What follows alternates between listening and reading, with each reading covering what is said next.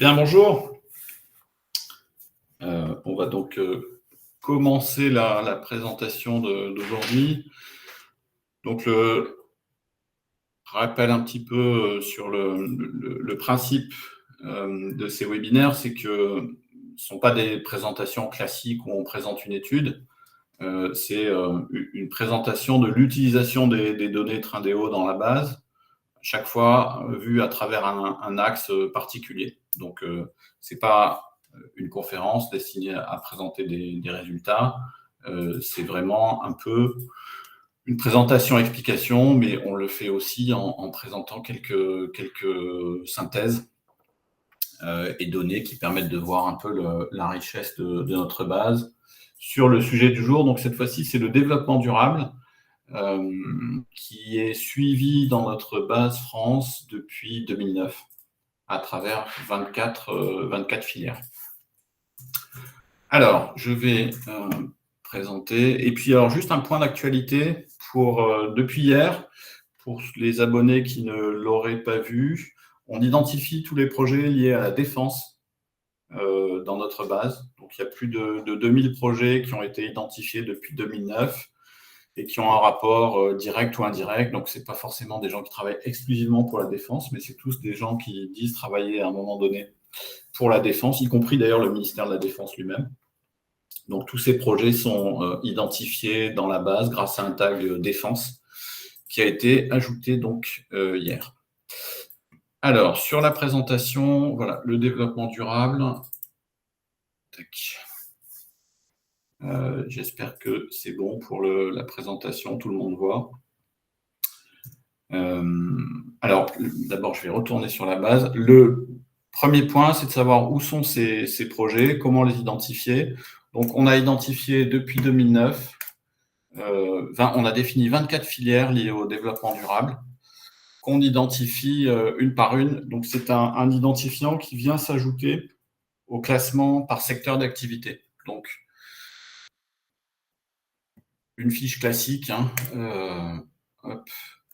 voilà, un projet est identifié et rattaché à plusieurs secteurs, dont 3 niveaux de la nomenclature NAF de l'INSEE, qui sont ici à droite. Et comme il y a des secteurs un peu transverses, comme la filière automobile, par exemple, qu'on a voulu rajouter, ce qui permet de prendre des gens qui sont dans l'automobile, mais aussi des sous-traitants, des équipementiers dans la plasturgie et autres, on a des tags qui permettent de créer un peu d'autres regroupements de filières ou de sujets un peu complexes, comme les sujets émergents, comme les drones, par exemple. Ils sont, en termes de secteur, ils sont dans l'aéronautique, dans l'ingénierie, dans le travail des métaux, parfois. Et donc, le tag, ça permet, et ça permet aussi aux utilisateurs qui peuvent créer leur propre tag, ça permet d'identifier des filières un peu complexes. Donc, dès 2009, on a créé des tags permettant d'identifier les projets rattachés au développement durable, avec à chaque fois une précision qui est le deuxième tag FDD, qui veut dire filière développement durable, et qui permet de dire ce projet-là est rattaché à une filière développement durable, et c'est celle du solaire. Donc, on a 24 filières qui sont présentes, et donc pour aller les chercher, donc là, j'ai une sélection avec les 12 derniers mois en cours. On peut prendre toute période, donc ça permet d'aller chercher dans l'ensemble de la base depuis 2009. Et là, je peux aller chercher le tag développement durable.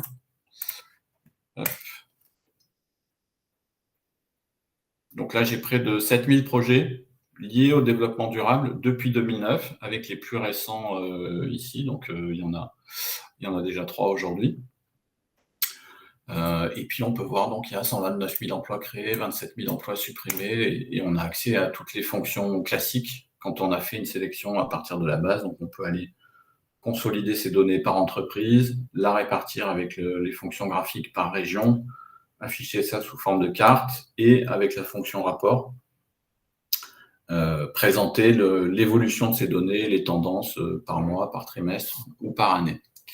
Donc, je ne vais pas représenter ça parce que les utilisateurs connaissent. Et puis, pour ceux qui ne connaissent pas et souhaiteraient le faire, n'hésitez pas à prendre rendez-vous. On vous organisera une présentation individuelle qui peut être sur place d'ailleurs. Donc, on peut aller chercher tous les projets développement durable d'un coup avec ce tag développement durable, ou on peut aller chercher de façon plus fine chacune des 24 filières. Donc on les a ici. En tapant FDD, on a les 24 filières qui s'affichent, ferme urbaine et hydroponie, la capture de carbone, les renouvelables, la batterie, le traitement des déchets, la dépollution, etc. Donc il y en a 24. Alors, on les a créés parfois au fil de l'eau quand les sujets sont apparus, par exemple les fermes urbaines et tout ce qui est hydroponie. C'est quelque chose qui a apparu il y a 6-7 ans et qui était un peu à la mode. On avait notamment des projets de fraises dans des containers, des choses comme ça. Bon, finalement, c'est très disparate. Donc, certains tags ou certaines filières n'ont pas connu le développement qu'on pouvait attendre quand on les a créés. La capture de carbone, par exemple, il y a eu de très gros projets, mais ça ne revient pas régulièrement. Les renouvelables, c'est une filière qu'on a créée pour mentionner les projets qui sont à la fois dans le solaire et dans l'éolien ou d'autres énergies renouvelables. Donc, ils font plusieurs énergies renouvelables à la fois, par exemple des prestataires de services qui s'installent et qui sont des cabinets d'ingénierie qui sont capables de monter des panneaux solaires ou bien des éoliennes en fonction du projet. Et donc, quand c'est indistinct, on les met en renouvelable, mais si on veut, on a les projets solaires et les projets éoliens purs qui sont aussi distingués. Donc, je repasserai un petit peu l'ensemble des filières juste après dans un grand tableau de présentation. Mais donc, en ce moment, il y a 24 filières. On n'en a pas encore fermé. Peut-être qu'un jour, on en fermera certaines.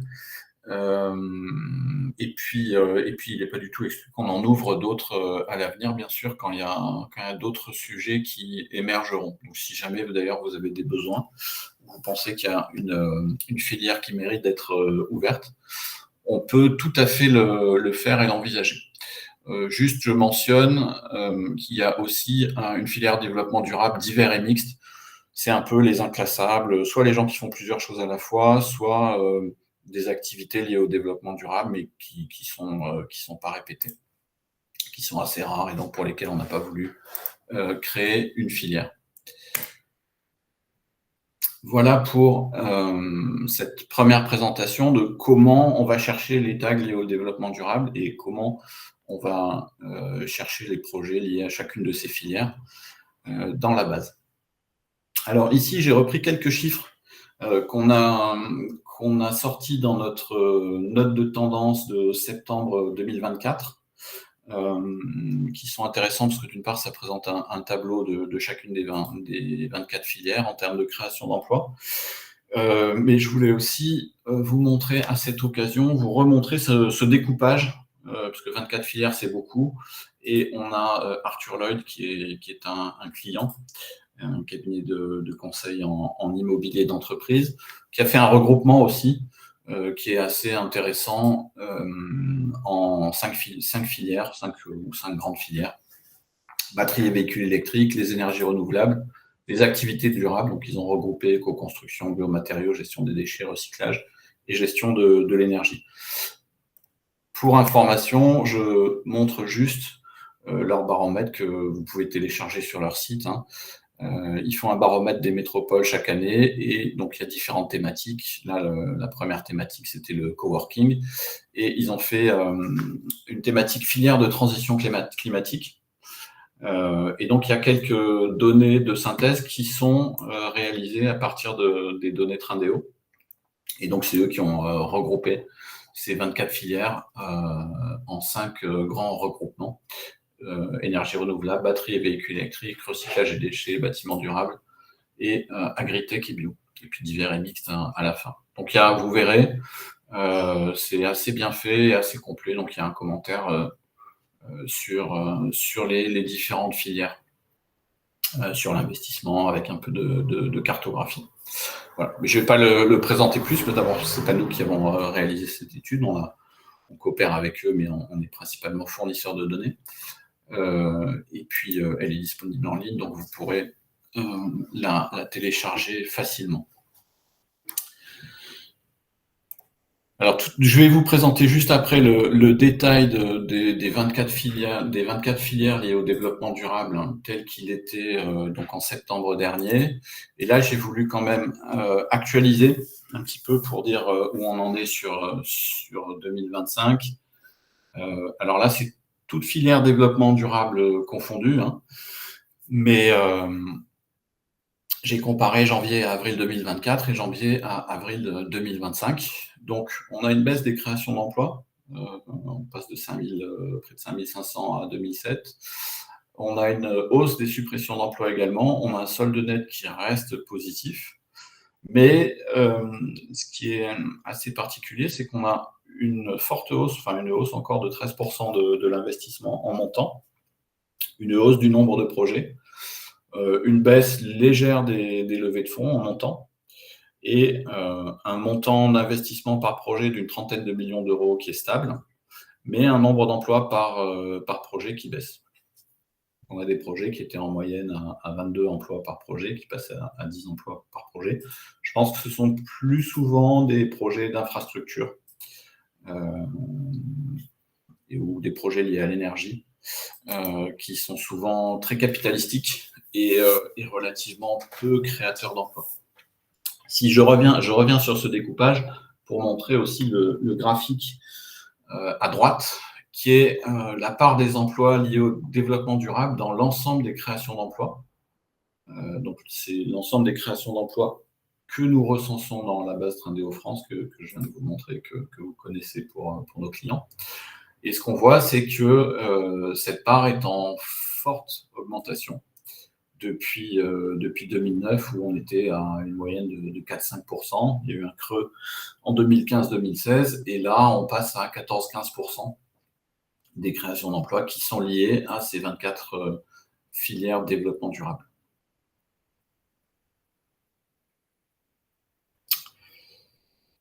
Alors voilà, on avait fait ce tableau en septembre dernier. Donc ça, c'est l'évolution des emplois nets dans l'ensemble des filières liées au développement durable depuis 2009. Alors c'était pour juste les 8 premiers mois de l'année, parce qu'on avait encore que...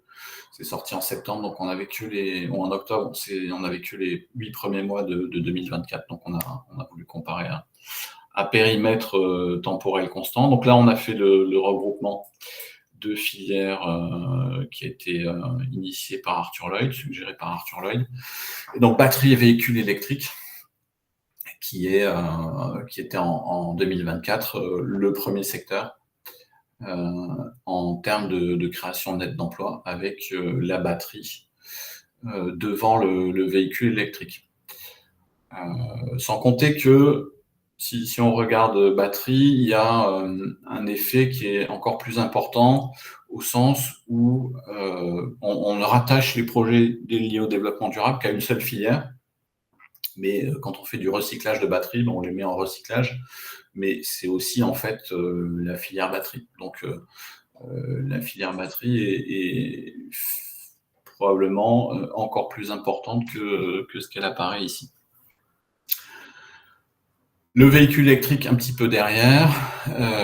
Après, on a un ensemble important d'activités liées aux énergies. Donc le solaire qui revient après des années difficiles, au moment notamment où 2009-2010, c'était des années assez fortes, où il y avait beaucoup de projets dans le solaire. Et puis en 2011, EDF a annoncé une baisse des tarifs de rachat. Donc il y a eu plusieurs années difficiles pour le solaire.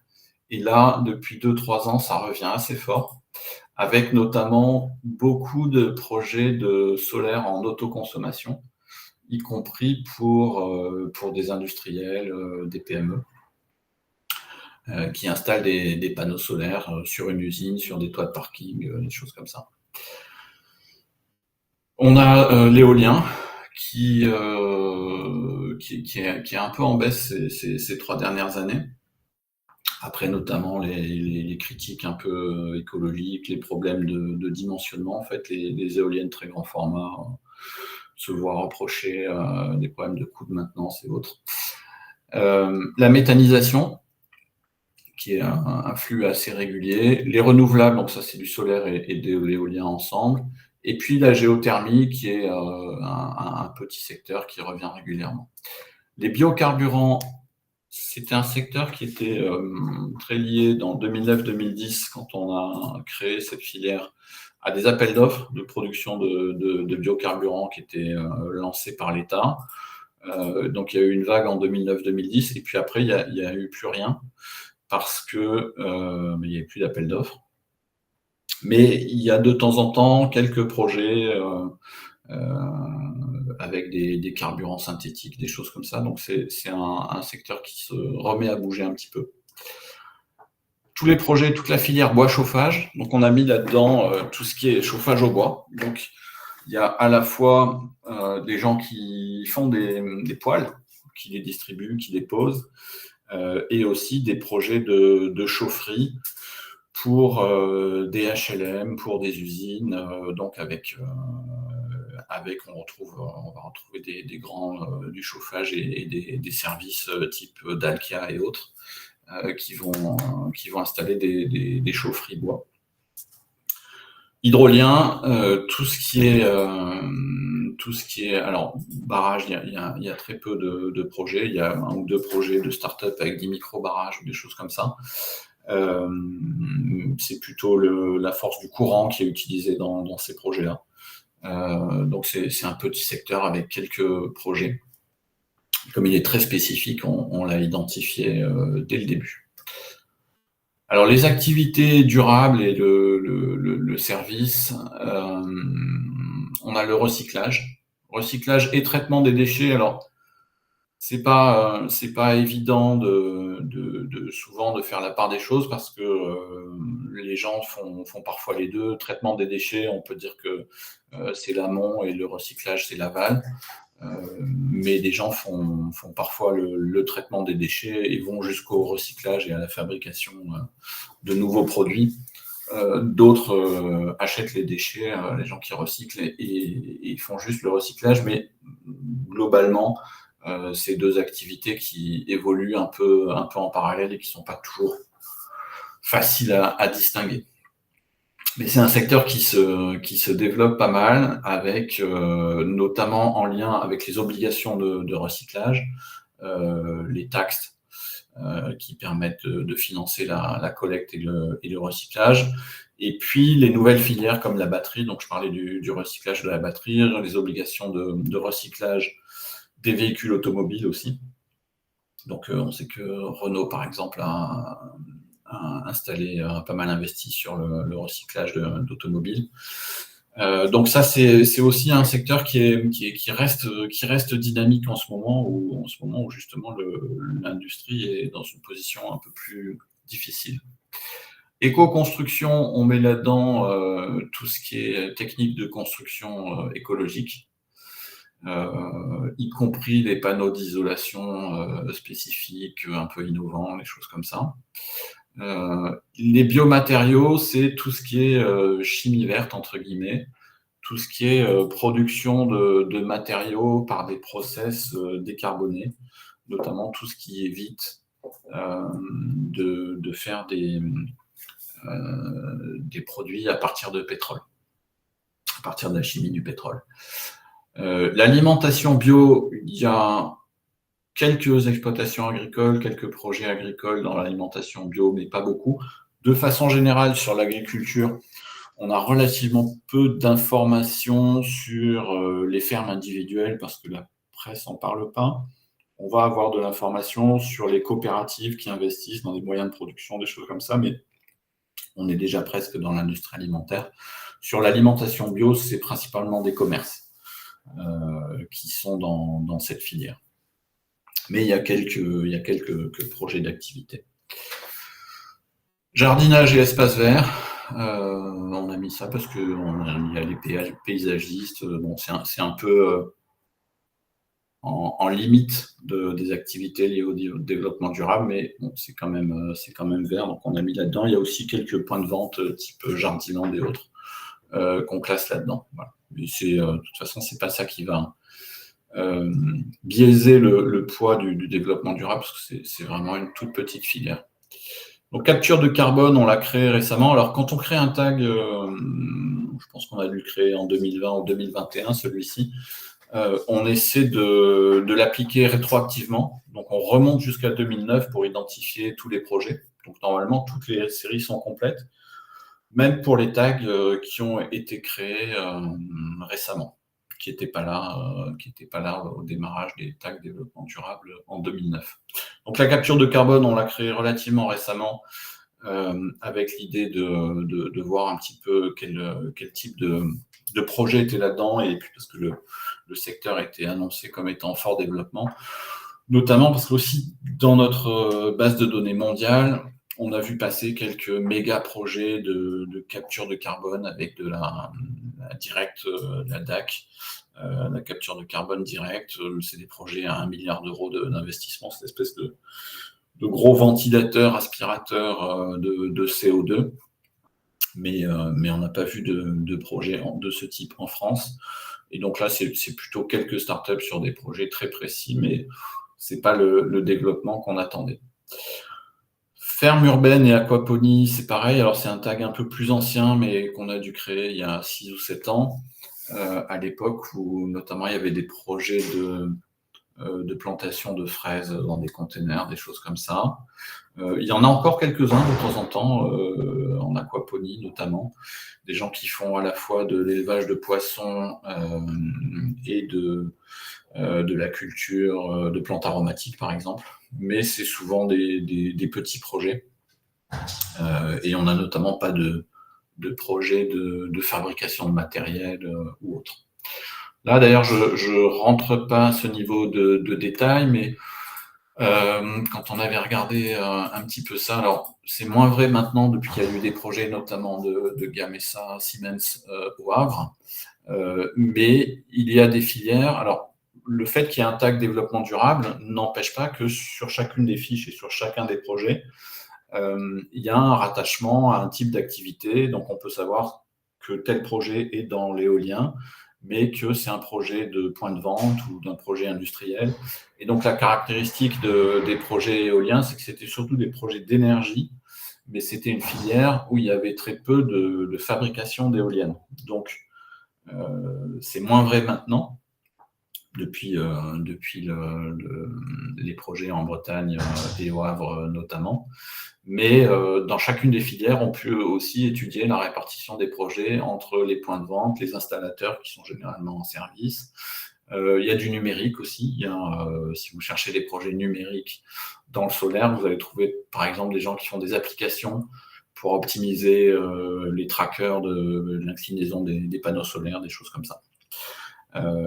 Et donc on peut aller regarder filière par filière la part des projets industriels, des choses comme ça. Et donc, j'évoquais ce sujet pour les fermes urbaines, c'est-à-dire que les quelques projets qu'on a dans les fermes urbaines et l'aquaponie, ce sont des gens, des producteurs de poissons ou de plantes, mais je ne crois pas qu'on ait de projet de fabrication de fermes urbaines ou de matériel pour l'aquaponie spécifique. Et puis la dépollution, donc ça c'est des projets, c'est plutôt des projets dans les services justement, là si on parle de typologie d'activité, mais il peut y avoir aussi quelques projets de process, donc de produits dépolluants. Donc ça arrive de temps en temps. Donc là pareil, c'est une filière où il y a régulièrement quelques projets, mais globalement c'est une petite filière. Et puis on a des projets liés à la gestion de l'énergie, donc on a des projets économie d'énergie, donc ça c'est pas mal aussi dans les services.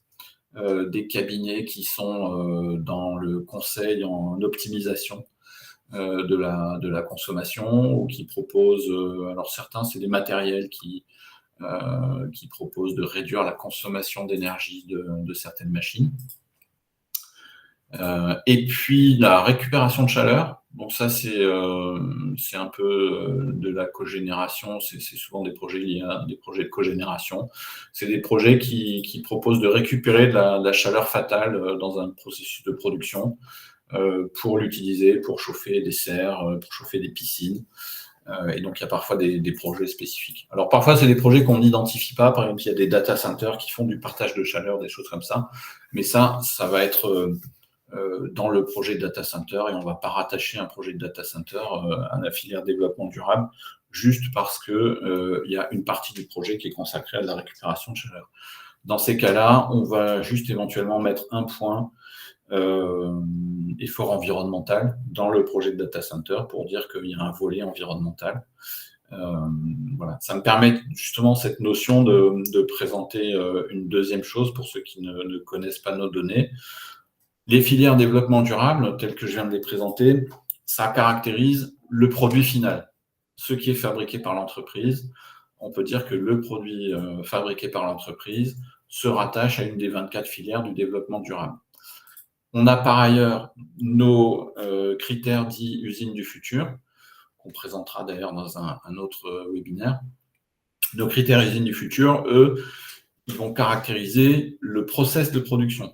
Donc, est-ce que l'entreprise fait des efforts pour l'environnement? Est-ce qu'elle fait des efforts pour l'efficacité énergétique? Est-ce qu'elle fait des efforts pour ses salariés, pour le territoire sur lequel elle est installée? Est-ce que sa production est flexible?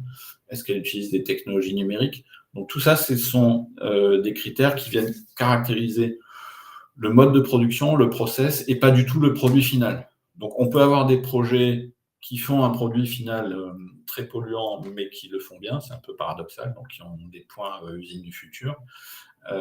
Et puis, on peut avoir des projets de fabrication de panneaux solaires qui, dans leur process de fabrication, n'annoncent pas spécifiquement des efforts pour l'environnement, des choses comme ça. Donc, c'est deux choses complètement différentes. Voilà, donc j'ai pas mal divergé à partir de ces projets récupération de chaleur, mais il y en a quelques projets donc, qui sont spécifiquement consacrés au sujet de la récupération de chaleur, principalement dans les processus industriels.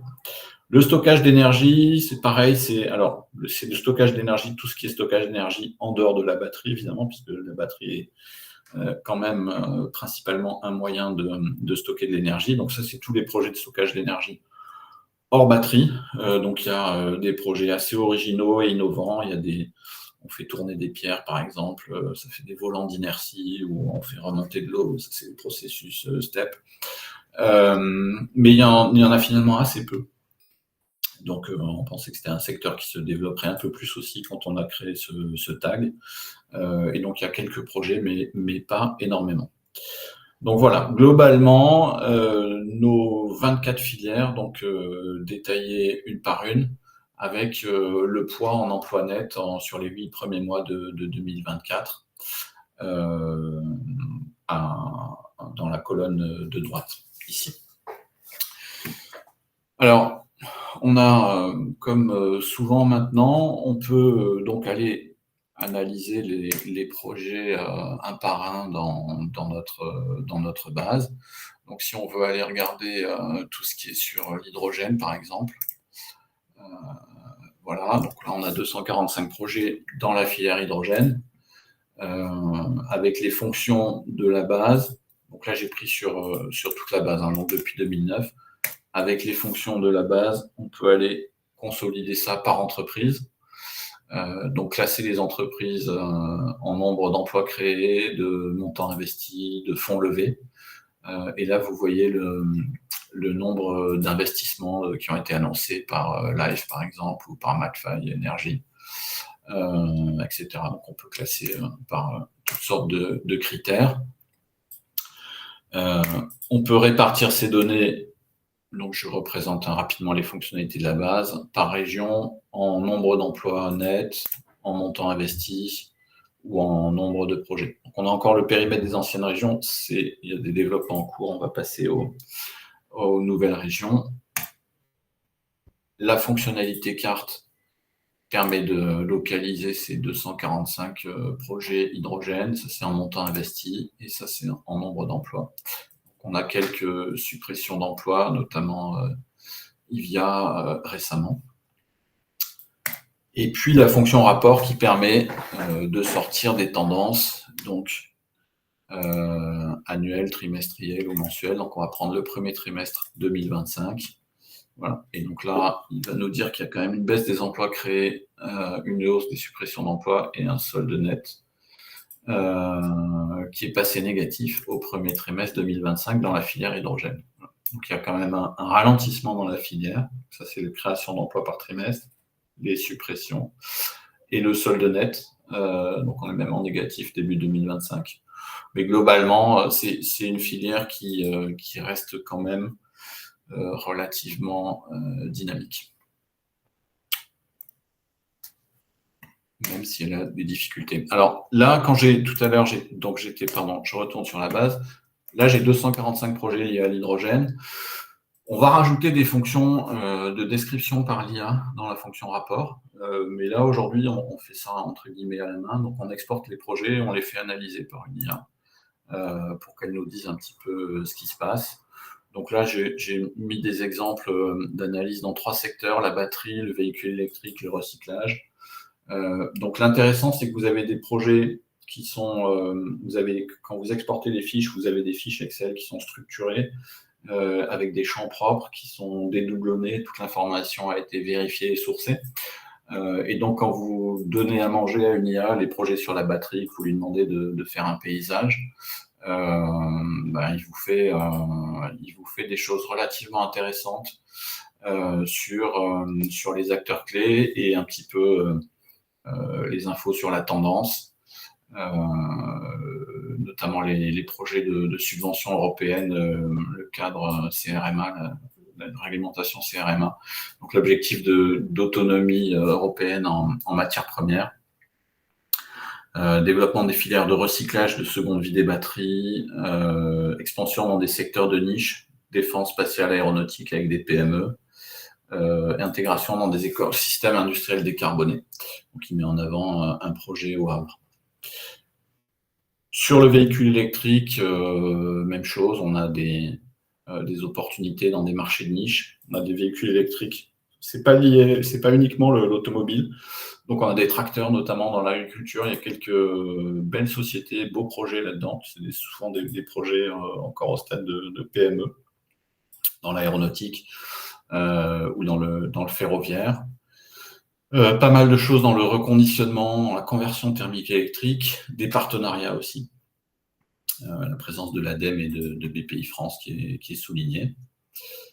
Le recyclage, donc là j'ai demandé une approche un peu différente. Là, les 2 précédents, j'avais juste demandé un paysage, pas un paysage, une évolution, une mise en perspective. Là, sur le recyclage, j'ai demandé une segmentation.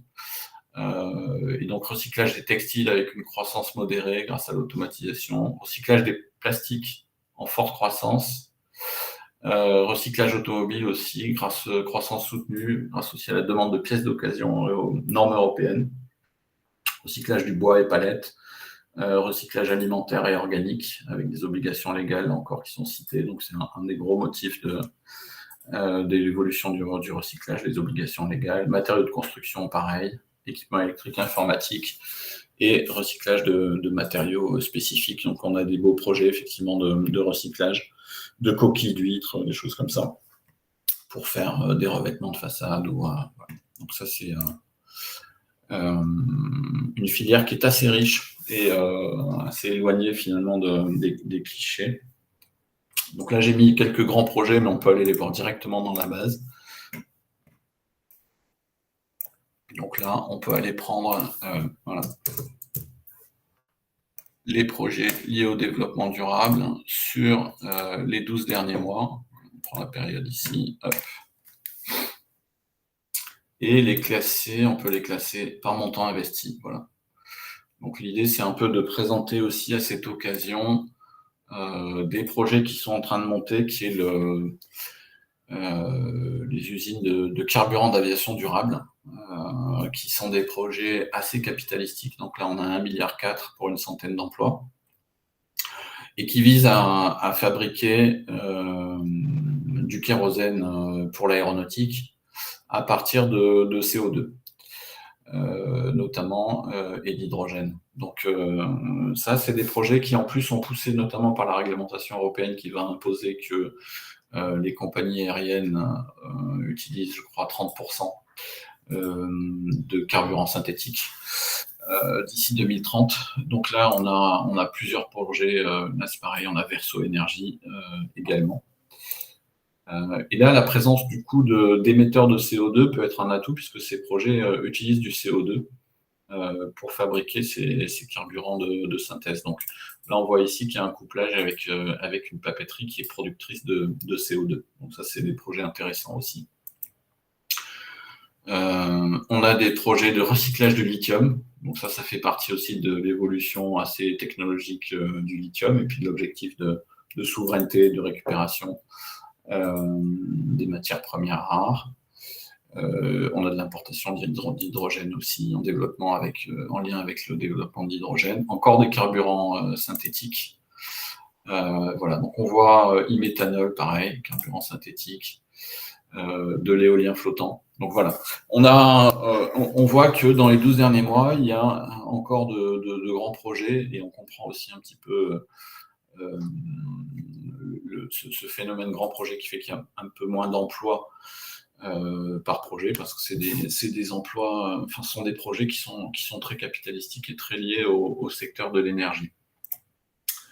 Donc voilà, je les avais exportés sur Excel, mais on peut aller les retrouver dans la base directement.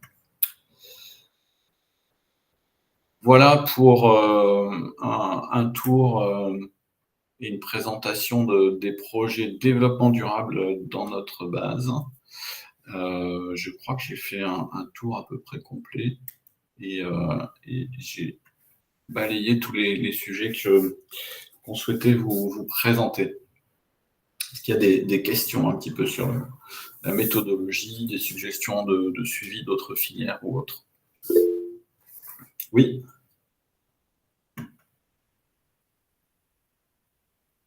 David Dacher, je ne sais pas si vous avez le micro. Oui, bonjour, vous m'entendez? Oui, tout à fait. Super, parfait. Bah, écoutez, merci déjà pour cette présentation qui était très claire. Moi, j'ai noté 2 questions au moins. J'ai noté un grand absent dans les secteurs que vous avez visés, c'est le secteur de l'eau. Vous en avez pas du tout parlé. C'est Et vrai. je voulais savoir pourquoi, parce que quand on parle de développement durable, l'eau, c'est un peu la base de la vie, quoi. Donc, pas de vie, pas de développement, donc a fortiori, voilà. Je vais pas faire mon théoricien, mais voilà. Non, mais alors, en fait, c'est pas tellement, c'est presque un oubli. En fait, c'est parce que ça fait partie des secteurs qui sont déjà traités correctement par la nomenclature INSEE. Donc, en fait, D'accord. si on veut aller chercher l'eau, tout ce qui est traitement de l'eau, il y a un secteur, traitement de l'eau directement ici. Qui est voilà, on a captage, traitement et distribution d'eau et on a collecte et traitement des eaux usées. Je me demande d'ailleurs, je pense qu'une partie est en dépollution. J'ai peut-être oublié la filière dépollution, je ne l'ai pas présentée ou j'avais oublié de la mettre sur le Alors, tableau. vous en avez fait mention, mais effectivement, je me suis dit, ça Voilà. allait peut-être sortir là, mais comme vous l'avez pas dit, bah, ok, mais je comprends. Du coup, c'est pas considéré comme du développement durable, il y a vraiment un secteur à part.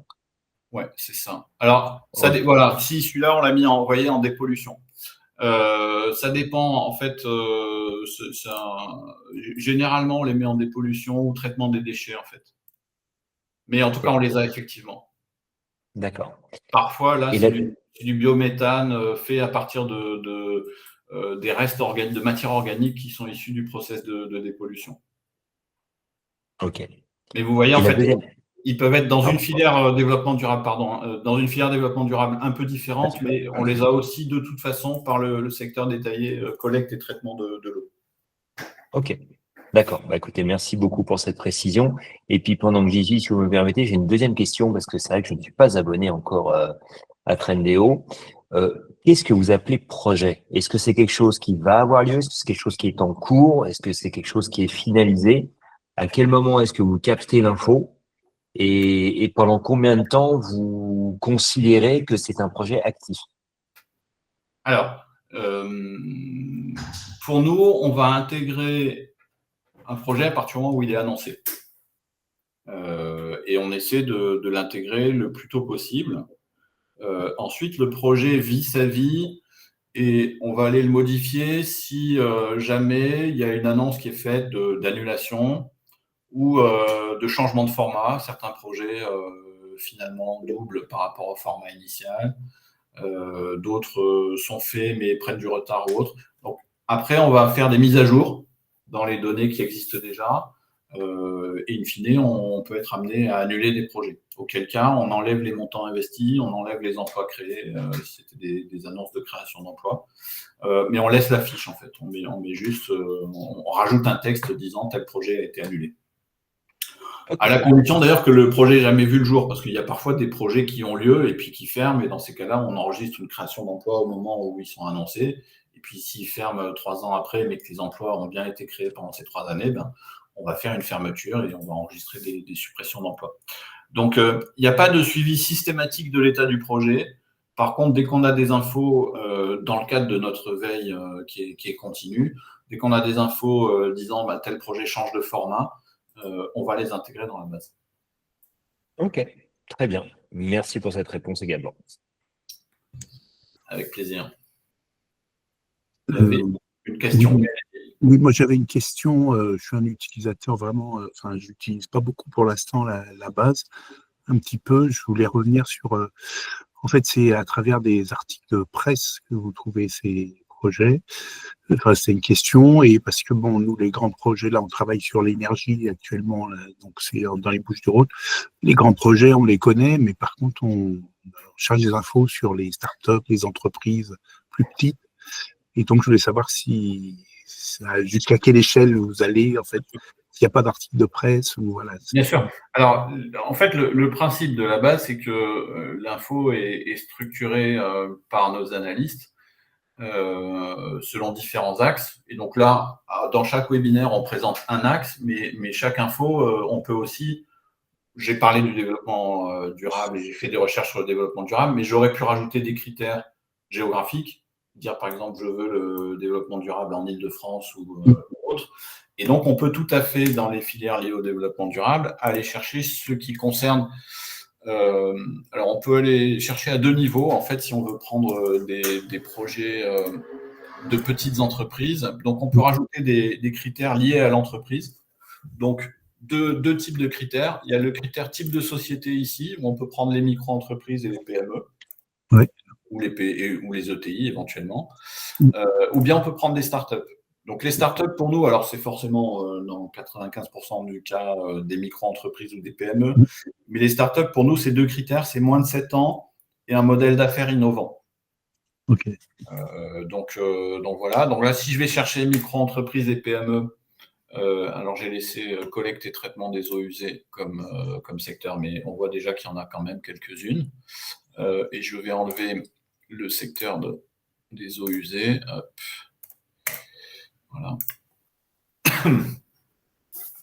Donc là, on a 4656 infos portées par des PME ou micro-entreprises. Et on peut changer. Hop, voilà. Et on peut aller chercher ici uniquement les startups. Génial. Là, il y en a 3-4 fois moins.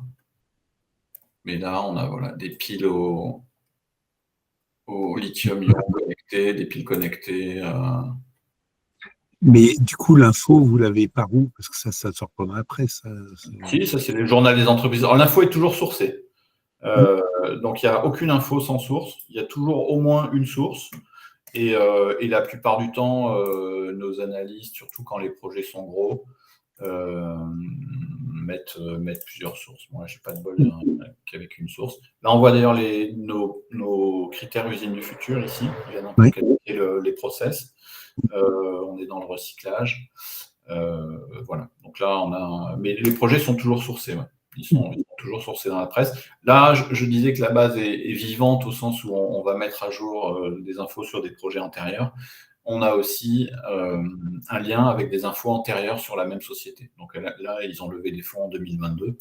Donc si je clique ici, voilà, je vais tomber sur la fiche de 2022. Et là, il y a 2 sources. L'usine nouvelle et Bref Eco. Merci beaucoup. Merci. Alors, l'industrie des réseaux électriques, ça, c'est la distribution d'électricité. Je pense qu'il y a un secteur qui va... alors, je pense que les réseaux électriques, d'une part, on ne les a pas mis en développement durable. Hein, c'est de la distribution. Je dois dire que c'est la première fois qu'on me pose cette question. Est-ce qu'au niveau du secteur détaillé, on va avoir les réseaux séparés de la production? Je vais regarder. Production et distribution. Donc là, c'est confondu. Je pense qu'au niveau du code APE, on aura peut-être la distribution. Après, sinon, on peut aller chercher RTE ou des gens qui sont des distributeurs. Ça va peut-être être au niveau du code APE, qui est le niveau le plus fin de la nomenclature NAF, qui est en 700 positions. Matériel de distribution et de commande électrique ici. Mais ça, c'est peut-être pas ce que vous aviez en tête, vous étiez plus sur les réseaux, je pense. Réparation, voilà, transport d'électricité, distribution d'électricité, commerce d'électricité. Voilà. Donc là, on a des choses, ouais. Investissement d'Enedis, Enedis. Ça, Z-Way. Alors là, le code APE, on a pour principe de ne pas y toucher. Donc, je vais vous montrer, voilà. Ça, c'est typique du travail que font nos analystes. C'est-à-dire que cette société-là, elle a été classée au moment de sa création, donc la location de scooters électriques. Ils ont été classés en 3514Z en code APE. Je pense que ça doit être transport ou distribution d'électricité.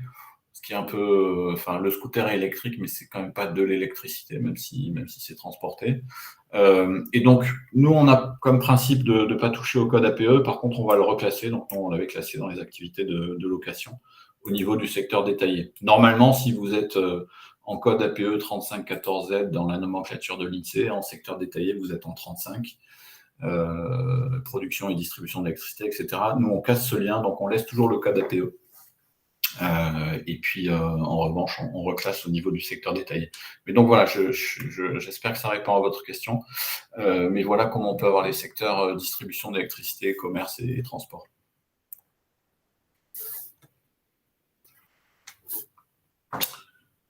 Est-ce qu'il y a d'autres questions? Non. Est-ce qu'il y a des questions générales sur l'utilisation de la base ou sur l'actualité?